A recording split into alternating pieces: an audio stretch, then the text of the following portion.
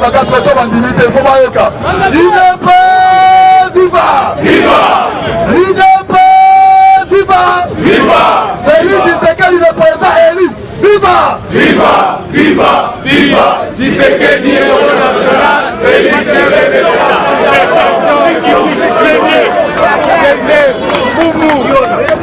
soki aza président élu tabata bo makasi komata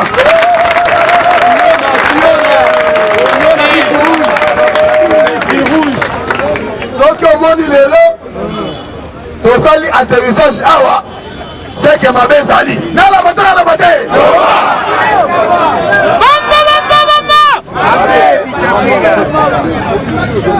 première dossier torodéveloppe okoyeba nde toloba awa mais c'est Pompeo aza nana nisikoyo nalaba te aza na kati ya Addis Abeba yo moto ozalaka Facebook batalamuka baseka bakomate monia eta eza komi kokima bino azoza pena bo afresh natuni bino nalaba te lelo na ntongo ilunga bakomi kobenga mpo banemi batuna ye ezosinie okoki esinie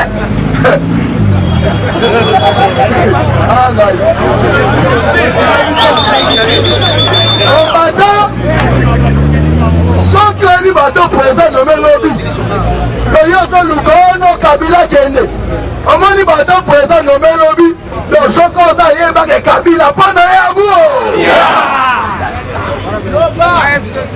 okoyeba sikoyo un président so dessous d'assemblée nationale banani ba-exécuta keloko wana awo awoti konoye bango lobi kembe omosolosi boyekote eseni mukuna na muokonyo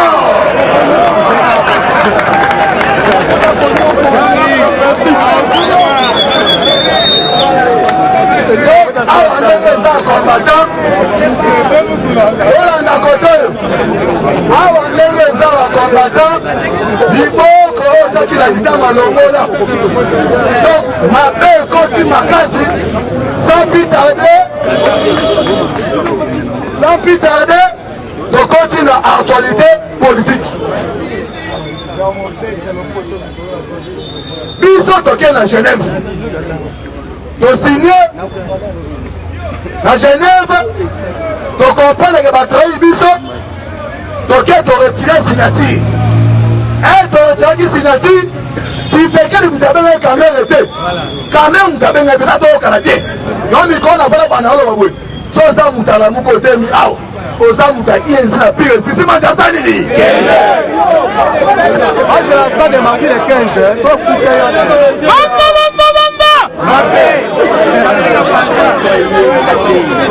itakuwa eleka mingi te eleka mingi te toke tosinye signature président adesitaki toki biso idps tokena ndenge na biso moko mais c'est camere moto azoli telefone abengi président abike non eoza malamu tosala route ensemble président probeza te ya tosala route tokena na Nairobi tosinye accord oyo ya sekaseka mais na kati accord oyo eloyi boye Tshisekedi président camere premier ministre mais mokolo camere anime kozala directeur cabinet ye moko abomi accord na ya Nairobi tolongona na kotoyo avant gouvernement ebima projet so de mouton ezalaki évolué à plus de 13 millions de dollars oyo na présence moto azoki mbongo wana camere biso litali de peso a bato bakufi ebele biso bato ye ese boza bokufi te tokolinga toza na compte à rendre opesa na pepe tokolinga toza bapartir na ba 207 moto bazofinga mingi eza ni kabila ni camere bazofinga nde Tshisekedi ile pas viva Boba, na ba Transcom, bazofinga banza biloko bapesi yo mbongo mpona so de mouton ministre na finance aye awa era ye atali évolution makambo ya bino ndenge eza deja mbongo eyi plus de 70%. Ata balobaki 30%. les gars sont des moutons bandés déjà et aussi la tête. Ce qu'il faut dire, 40% de Kewak. Président Abengiba, Kabout, Naba Kabouya, Bokita na terrain, Boyo Kamasolo. Kabouya na Kabout, Bakuta déjà au fédé. Batouni Bango, pour la chose de moutons, si les séries combien. Babi que non, dans un mois, ce mot est moins aussi. Ce qui est bataille à niveau à 15, bon, on va bimisi, et ça a plus de 70%. Ce qu'on a pour les abouilles. Ministre des Finances, il y a dit que non, il y a mon financier, il y a 40%. Parce que les restes de Tikana, on a soin. Mon et Bandok, la présence, on m'a demandé de faire petit camé. Papa, 215 millions coûtent des Awa, dans le filité. 215 millions, dans le filité, au lieu de sous dossier à son de moutons. Voilà la dossier à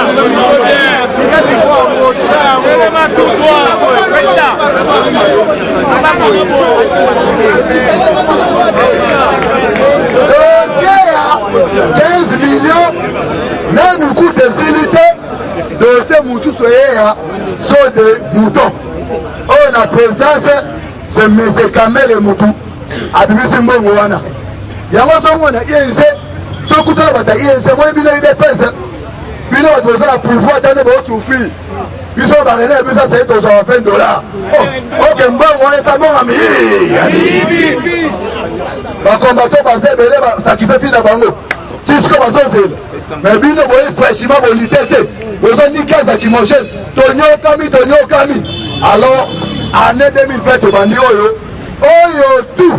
À côté, les Milavisa, Mukonjamoka, Bic Rouge, et comme ça, la Moussana, il y a un lobby, président a nommé, bâton nommé, on a. Ah, ce que c'est, bah, plan de Sobetama, le 15 mars.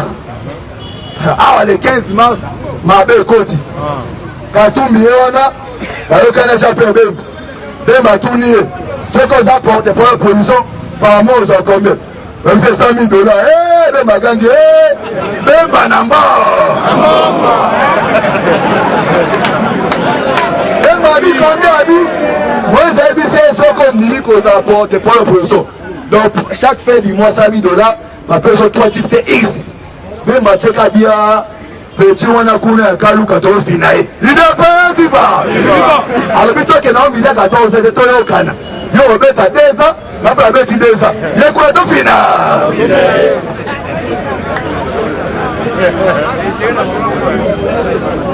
Awa sikoyo, plani ne président Félix atena ngo en marche pour na ko déboulonner système ya Kabila. Pompée a dit prévu à les 5 pieds. A Bengi na niveau ambassadeur des États-Unis. A bien vu ça président Félix. Nazoya, Bissous na Kishasa. Mais s'il y a possibilité, de continuer au coup de la partie à 10 Abeb. Mais na continue de misère nangai, mais c'est plus terre fan. Mais avec misère wanaya, il faut tous des informations de nom. Na niveau ya ceinture à justice. Pour la permettre d'exécuter l'opération le 15 mars. Jusqu'au 3 le 15 mars, qu'est-ce qui va se passer? La bataille!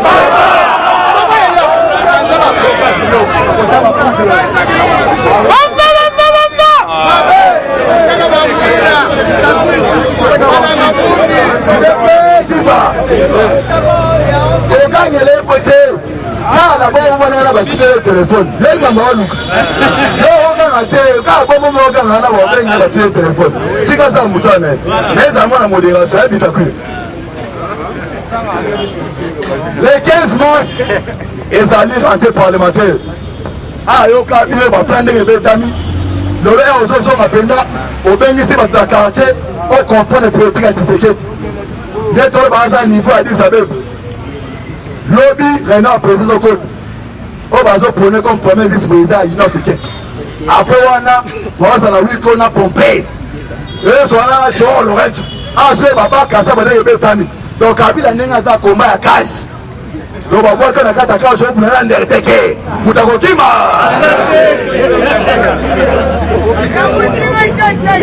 Planning les ans le 15 mars. Début, ils sont le 15 février. Donc, nous avons déjà combattant. luka ozonga na kusomba carton biki rouge dans les 15 février bima olati pembe na mwasi na bana otombo le biki rouge mwe inde na stade de Martyrs Chamushira chochachi déjà ba débloquer donc ba combattant bon à libanda on va céder ba bi même avion ba y a ba bi de 15 wana et so pesi moi ça ni donc on passe un message moko ya makasi oyo tout amoni ke okopone mokonza mboka te na malembe ava tolongola yo moko sa nini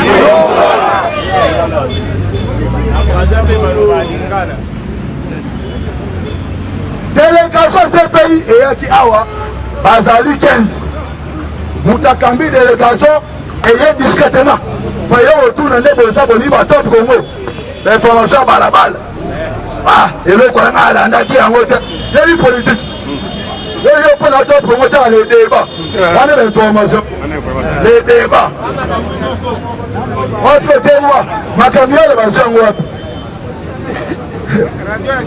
il est président délégation baki baza 15 mutakambi délégation eza crefe moko ayaki awa mutapesa bango invitation baya eza président Félix bakutanaki na Fatou Bensouda na niveau ya Londres en huis clos donc politique ezobetama awa même Cameroun ye mwa amona pa biloko ye lekeka aodémissionné il est président après sa invitation abiyaka to répertorier baliste ya bato to remettre bino bayaki ya basa une semaine nde toloba a déjà mission na bango dene sili bazozela président zonga mpo na baremettre bango baliste ya bato yomoni shadar batimisaki afa babi shadar il faut kima okende na mboka oyo asina charte ya CPI te ye mpe atimbela nga kima na rapport baipapa okende te aza koma nini ya kashi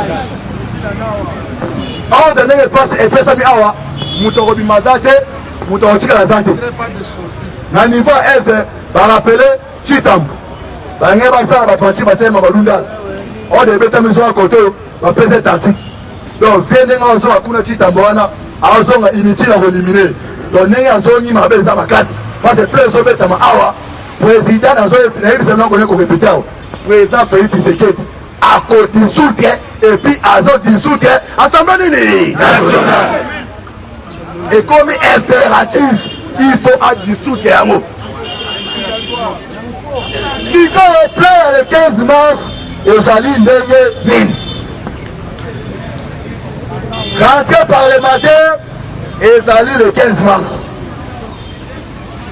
président Félix balobi avant tokoma le 15 mars il faut déjà otia bato ozala bango confiance atie président haute cour président ya cassation bango tonome bango y compris na l'homme fort PGR de la République Félix Kabange Numbu balongoli so bato batie wana mabe ekoti bazofungula badosie sikoyo article 165 elobi boye il ne peut vivre soki président de la République asali oyo abengi haute trahison président assemblée nationale okokoki nde kofunda ye epai ya président haute cour oke moto banome mutatize nana motooloba te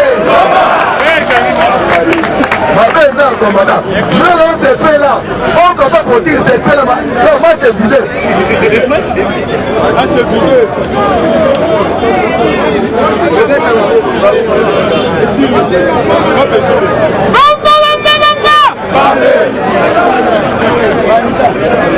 awa siko ezana foto mabe ekotizela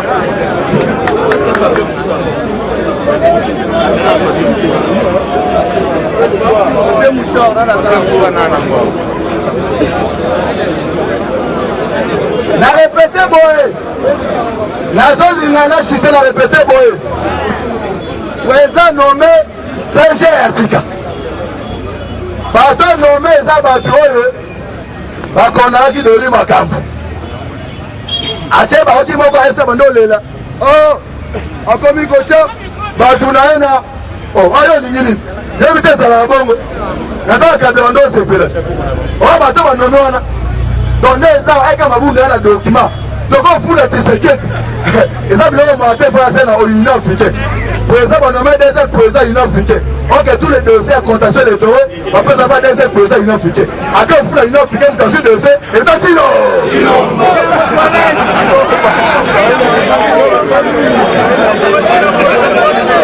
Donc, ok, au fond, non.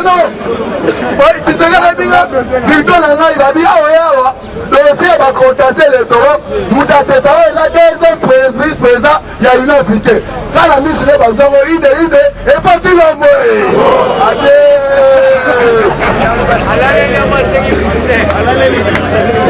Et na dossier à Kodissout. Article 148 de la Bible alinéa 3.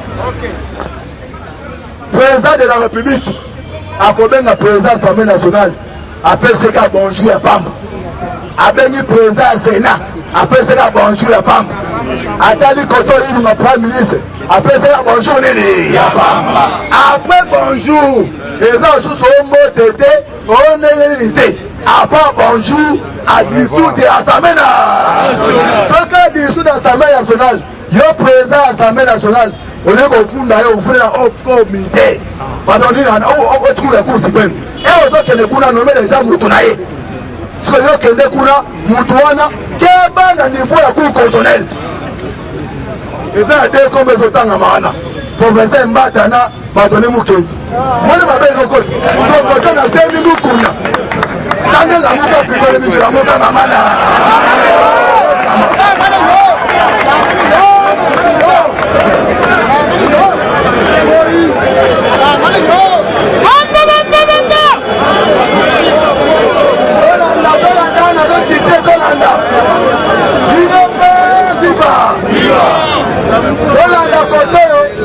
Combattant, nomination et ça lobby, et Zali match vidéo. Donc, nous avons l'article 160 dit ah, votre cabinet est toujours à niveau pour consommer. Pour les autres initiatives, vous voyez, ah, lobby, cabinet est distribué.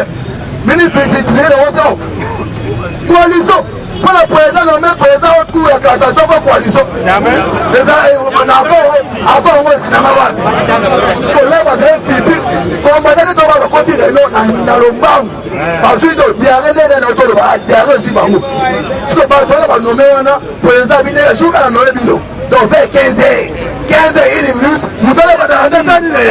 Le dernier petit qui est avec l'idéologie Kabila. Kabila, il y a des bases. Première base de Kirakati. Tout le monde a mis à Kirakati. Ok, ma belle, c'est la côté. Et quand vous êtes battu, il y a un secrétaire qui est combattant. Oh, tu sais que Akanga, papa. Vous avez pouvoir de la IM, pas mal à Kabila. Même là, vous avez une ingénieure. Vous avez un ministre de l'Ongo. Et les clés de tu sais qu'elles ont un mot de l'Oni. Deni a des armées Kabila. Attends, grâce à Moshe Betamike. So, yo, Temana, yo, Kayo, Aza, étiquette, Rosa, Matamaka. Là, on a donc cité à Hollanda. Tshisekedi vient de désarmer Kabila.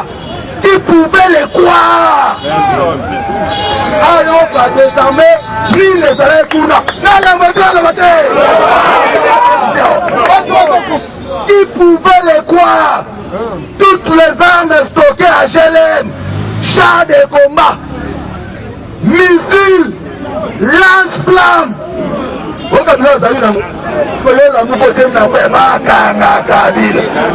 Si pour vous chez les côtés, le monde va partir. Bakanga Kabila. Le monde est allé par la nuit. Le monde peut dire ça va aller. Bakanga Kabila. Chars de combat, missiles, lance-flammes, armes d'appui, porte à feu, jeep monté. Nos côtés, c'est qu'on a bouquet. So présent, Olé Atinda, nous avons RGA. Atili Bano Baesika Ao. Bakana Sika, Bakana Nani. Il est la GLM, la mission, Tine, Bazo des armées et le Kelibat. Son Neneza ou Kabila Tigali, Moutakala. Donc, pour des choses de santé. Sur les 15 mars, Keba, c'est les soldats au côté. On a attention à mon corps. On peut exercer son combattant. Il y en a un mot. kaka yango eta nkoma Tshisekedi le 15 mars Tshisekedi abengi Mabunda le chef de l'État comme crise ezali je dis sous l'Assemblée biso bakomata IDPS na balabala bazo debina lelo netoloba awa Pompeo Tshisekedi face à face à Addis Abeba affaire à souffle tokutali lundi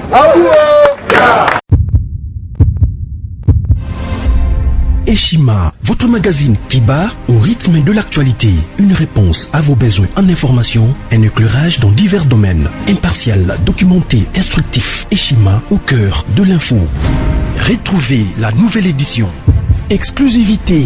Sakumbi Molendo, le réformiste qui vient stopper l'hémorragie, suspension des fonctionnaires peu intègre, numérisation des titres fonciers et climat de confiance avec les collaborateurs, le nouveau gestionnaire des terres congolaises fixe les nouvelles règles de jeu.